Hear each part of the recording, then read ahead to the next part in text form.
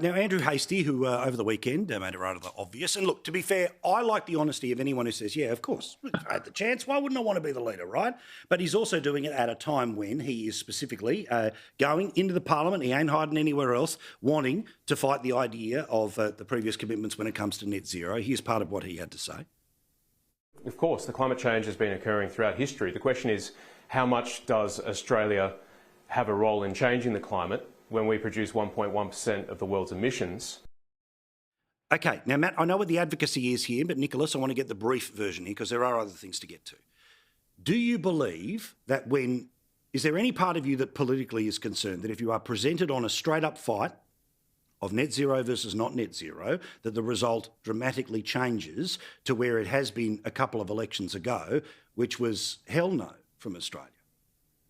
No, I mean, I just think this is the latest example of the brain-dead morons on the hard right of the Liberal and National parties wanting to drive their vote to even lower depths. I mean, not satisfied with the lowest vote on record, they now want to go even lower. You know, not satisfied with alienating women voters, not satisfied with alienating Asian and Chinese voters. They now want to alienate what they're calling the weakling Liberals, which the rest of Australia would go, oh, they're the moderate centrist Liberals. So they're just trying to alienate yet another constituency and make themselves completely irrelevant in Australian politics, which is not great for democracy, actually. All right, Matt, that's a big swing coming from Melbourne. Go for it.